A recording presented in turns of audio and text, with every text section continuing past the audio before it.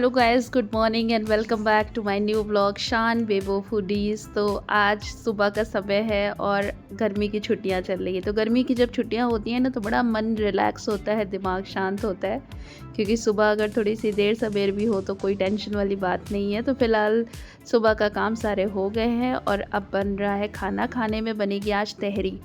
दाल तो गर्मी में कुछ खास खाने का मन नहीं करता, तो बेबो की स्पेशल मतलब उनको तहरी बहुत पसंद है और स्पेशली ये न्यूट्रेला वाली तहरी। तो कह रही थी कि मुझे मुझे तहरी बना दीजिए। तो तहरी बना रही थी तो बस न्यूट्रेला आलू को फ्राई कर लिया था और थोड़े से खड़े मसाले डाल दिए थे। इस एक तरफ मैं थोड़ी सी मलाई इकट्ठा हो गई थी तो उसको मैं घी निकालने के लिए उसको फेंट रही थी। और बस तहरी जैसे सिंपल बनती है उसी तरह बनाई, थोड़े से खड़े मसाले और फिर उसके बाद पिसा मसाला डाल के चावल डाल दिया था, आलू, न्यूट्रेला, गरम मसाला थोड़ा सा डाल दिया था और बहुत अच्छी चटक तहरी बनी थी। और गर्मी में तो बस इसी तरह शॉर्टकट खाने ज़्यादा अच्छे लगते हैं। हाँ, दही अगर मिलती रहे तो बढ़िया है। तो हर खाने में फ़िलहाल मेरे बच्चे इतना दही पसंद नहीं करते, बेबू बस दही चीनी पसंद करती है और बेबो के पापा पसंद करते हैं। तो दही गर्मी में बहुत खानी चाहिए क्योंकि उससे बड़ा ठंडी पेट बहुत ठंडा रहता है। तो फ़िलहाल एक तरफ तहरी में मैंने सीटी लगा दी थी, बस एक सीटी आने तक के लिए और इसको मैं घी फेंटने के लिए बैठ गई थी। तो पहले मैंने वो मतलब वो पहले मैंने ये जिससे फेंटने वाला होता है, इसको क्या कहते हैं मुझे नहीं पता।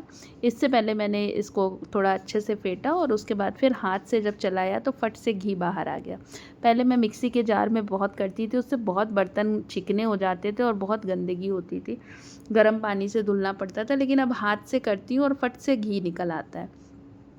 तो ये देखिए मक्खन ऊपर निकल आया और बस अब इसको चढ़ा दूंगी। और इस तरह से मक्खन निकाल करके जब घी बनाते हैं ना तो वो बहुत अच्छा सा मक्खन निकलता है और ज़्यादा उसका जो जला हुआ पार्ट रहता है वो ज़्यादा नहीं जलता है। तो इस तरह से मक्खन निकाल के एक तरफ मैंने उसको भी चढ़ा दिया था। और बेबो आई तो बेबो ने कहा कि मम्मी, वो मैंने उसके लिए एक पेंट का डिब्बा मंगा दिया था। मैंने कहा बेबो पेंट करो।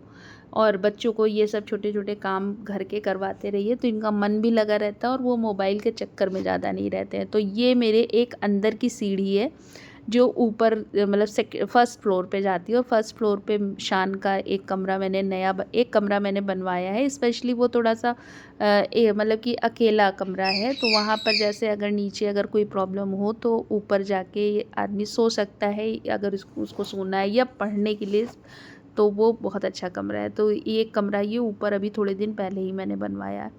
तो ये जो बीच की सीढ़ी है इसको पहले मैंने वाइट पेंट से पेंट कर दिया था और अब मैं इस पे रेड कलर का पेंट कर रही हूँ। और मुझे जो गाँव वाँव में जो सीढ़ियाँ होती हैं ना उस पे जो पेंट, उस पे जो डिज़ाइन विज़ाइन बनती है बहुत अच्छी लगती है। मेरी जो बाहर की दो सीढ़ियाँ, एक तरफ भाभी के बाहर की तरफ बनी है, एक इधर की तरफ बनी हुई है, उसमें तो मार्बल लगा हुआ है, लेकिन ये अंदर की सीमेंटेड सीढ़ी है तो इसको मैंने पेंट किया। और मुझे इतनी अच्छी लग रही थी ये सीढ़ी कि मैं क्या बताऊँ। अभी जब ये पूरी कलर हो जाएगी तो मैं आपको दिखाऊंगी। ये बहुत सुंदर लग रही थी। और इसमें मैंने थोड़ी सी डिज़ाइन, जैसे गाँव में मिट्टी पे डिज़ाइन बनती है ना, उस तरह से मैंने थोड़ी सी डिज़ाइन बनाई थी और ये बहुत सुंदर लग रही थी, मुझे तो बहुत सुंदर लग रही थी।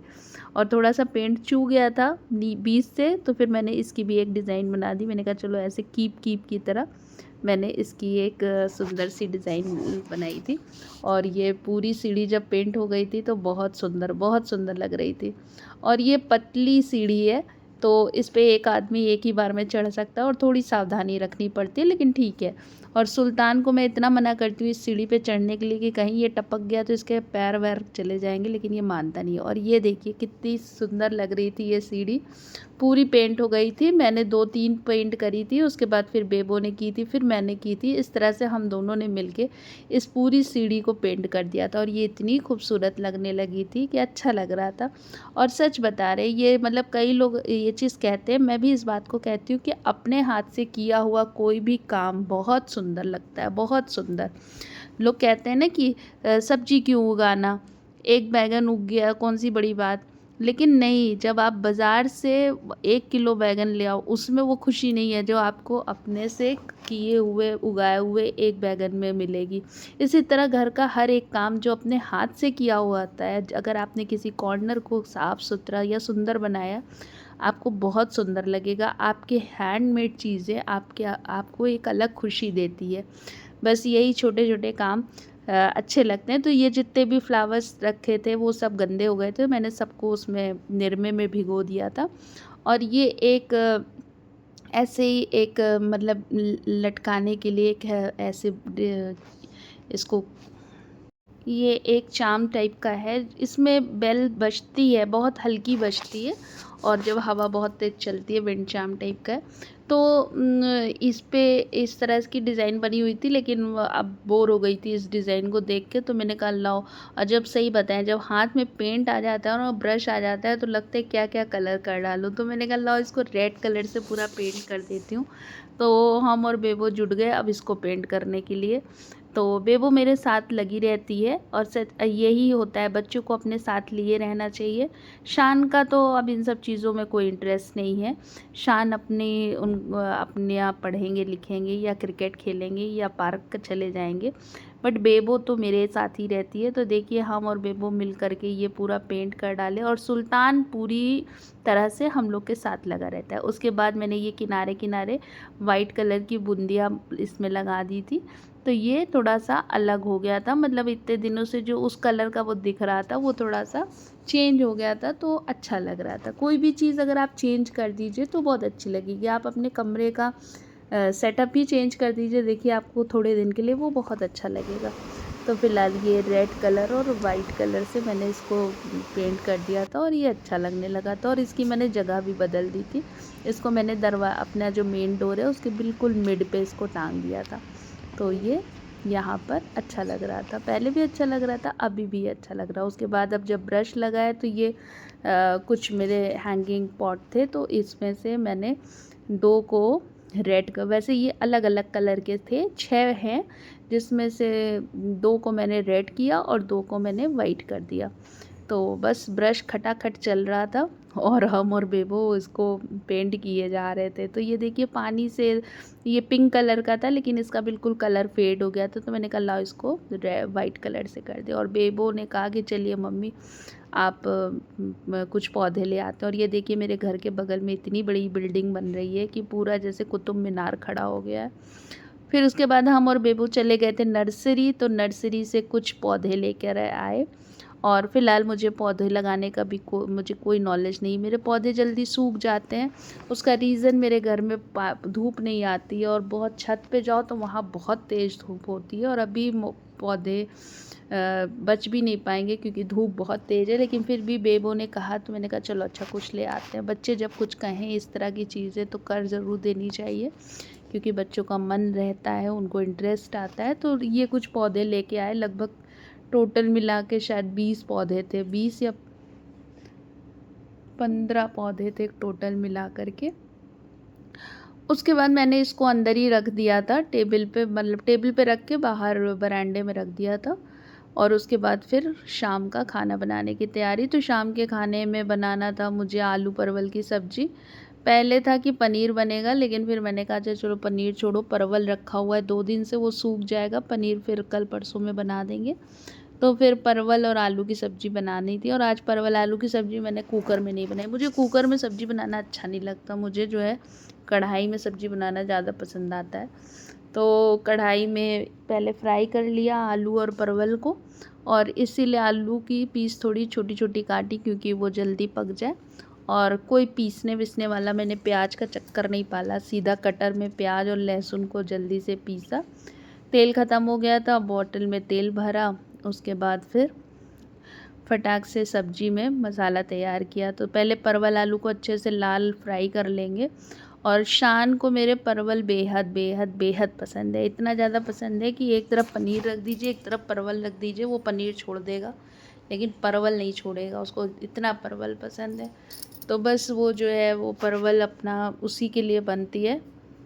बाकी मुझे तो मसाला अभी मैं नहीं खाती ज़्यादा बिल्कुल। और बस ये प्याज और लहसुन डाल दिया, उसके बाद टमाटर भी कटर से काट लिया था और सब ऐसे ही काट काट के सब्ज़ी बनाई थी, लेकिन सब्ज़ी बहुत अच्छी बनी थी।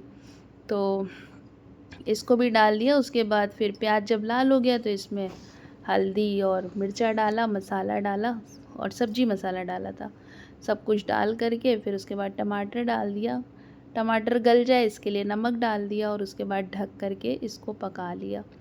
तेल छोड़ने तक के लिए। और ये सब सब्जियां जो है ना फटाफट बनती है, तो बस ये सब्जी भी मेरी फटाफट वाली बनी थी। इसमें ज़्यादा मैंने नाटक नहीं किया, मतलब ज़्यादा नाजो नक्श से नहीं बनाया था, लेकिन फिर भी ये सब्ज़ी बहुत अच्छी बनी थी। और इसी तरह फटाफट से खाना बनाओ ना तो ज़्यादा टेस्टी बनता है। तो खड़े मसाले मैंने इसमें यूज़ नहीं किए हैं। तो बस ये बन गया। इसको फिर जब टमाटर डाल दिया तो इसको थोड़ी देर के लिए ढक दिया था ताकि ये तेल इसका निकल जाए। और फिर ये देखिए बढ़िया से इसका तेल निकल गया था। तब फिर इसमें मैंने थोड़ा सा गैस ऑफ करके इसमें दही डाल दी थी। दही या मलाई डालने से सब्ज़ी में एक बहुत अच्छा सा टेस्ट आता है, बढ़िया वाला। तो बस आधी कटोरी दही इसमें डाल दी थी और फिर उसके बाद गैस ऑन करके फिर से इसको थोड़ी देर के लिए मैंने ढक दिया था। ढका नहीं था। अब इसमें मैंने सब्जी, हाँ, कसूरी मेथी डाली थी। कसूरी मेथी तो मेरी सबसे फेवरेट है। मुझे लगता है कि मुझे सब चीज़ों में कसूरी मेथी अगर पड़ जाए तो उसका जो टेस्ट आता है ना वो लाजवाब होता है। अब तो मैं धनिया पत्ती भले भूल जाऊँ लेकिन कसूरी मेथी मैं नहीं भूलती, और कसूरी मेथी मेरे पास हमेशा रहती है। मुझे बहुत पसंद है इसका जो टेस्ट आता है वो बहुत खूब बहुत अच्छा लगता है। तो बस थोड़ा सा रसा लगा दिया और उसके बाद ढक दिया ताकि ये आलू और परवल पक जाए। बहुत बेहतरीन।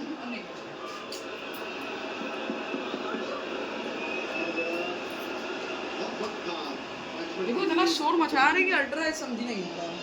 ये देखो पंजाब की सपोर्ट है। ऐसा लग रहा था वहाँ पूरा दिखा कि जर्सी लाल है, ये खेल देखो सफेद है, खेल ऐसा चल रहा है जैसे जर्सी सफेद हो बॉल लाल। क्या है? इस क्रिकेट वाला क्या थोड़ा खेल फिल चल रहा शॉट। हुआ। सब्जी अभी बन रही है और गर्मी इतनी ज़्यादा है, इतनी ज़्यादा है कि सहते सहते पागल हो जाओ। अपना अगर केवल पेट हो ना तो सच बताएं, एक रोटी नमक से खा के सो जाओ, लेकिन खाना बनाने का मन नहीं करता। लेकिन खाना तो बनाना ही है, कितने दिन तक ऐसे चलेगा। फैमिली है, बच्चे हैं, सबका ध्यान रखना पड़ता है। फ़िलहाल सब्जी अभी चढ़ी हुई है, मैंगो शेक बना दिया, रोटी पहले ही सेक के रख दी थी। और अभी थोड़ी देर आई हूँ, एसी में बैठी हूँ, उसके बाद फिर जाऊँगी। तो सब्जी तब तक बन जाए। शान बाहर ताला लगाओ। Phil Salt on fire. वो लगाओ, ताला लगाओ। 10 बज रहा है।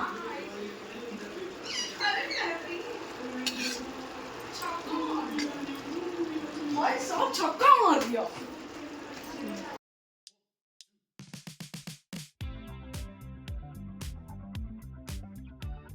नहीं, बंद कर दो। और ये गमले मेरे देखिए सूख गए हैं। ये 2 वाइट में कर दिया है, 2 रेड में कर दिया है। और अभी ये यहीं पे सूख रहे हैं। और लेके आई हूँ, लगाते हैं कल, देखते हैं लग पाएगा तो कल मिट्टी विट्टी तैयार करके लगाते हैं। पेड़ का शौक़ तो बहुत है। ये देखिए मेरे पीछे आर्टिफिशियल प्लांट लगे हुए हैं क्योंकि यहाँ धूप ही नहीं आती। और छत पे जाओ या तो, और छत पे इतनी तेज़ धूप होती है कि पौधे मर जाते हैं। तो देखते हैं कहाँ पर उनको कैसे करते हैं। फ़िलहाल पौधों का बहुत शौक़ है, नॉलेज इतनी ज़्यादा नहीं है, लेकिन कोशिश करते हैं कि हो जाता है। अगर कुछ बन जाएगा बढ़िया, मतलब लग जाएंगे तो बहुत अच्छी बात है। गुड़हल का लाई हूँ, कनेल का लाई हूँ, परिजात लाई हूँ, अपराजिता लाई हूँ, और क्या लाई हूँ, और कौन से पता नहीं कौन से।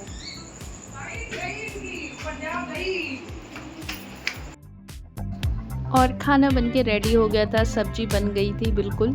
और सब्जी में शान ने आज कहा था कि रसा मत लगाइएगा, ऐसे ही मतलब एक दूसरे से लिपटी हुई सब्जी रहे। तो बस अब खाना निकाल रही हूँ अपना, मम्मी का और शान का। बेबो को बहुत तेज़ भूख लगी थी तो बेबो ने रोटी लेकर के, रोटी क्योंकि मैंने पहले बना दी थी, और माँ से सब्ज़ी लेके वो खा ली थी तो वो नहीं खाएगी। अब उसको खाना होगा तो वो सुबह खाएगी सब्ज़ी। और बस सब्ज़ी रोटी और प्याज तो मेरे यहाँ बहुत खाई जाती है, हद से ज़्यादा। जितनी सब्ज़ी में नहीं पड़ेगी उससे ज़्यादा ये प्याज और नींबू चलता है हमारे यहाँ। तो प्याज दिया और उसके बाद फिर मैंगो शेक। ये था आज का डिनर। आई होप आपको अच्छा लगा होगा। तो मेरे चैनल को सब्सक्राइब ज़रूर से करिएगा। Good bye and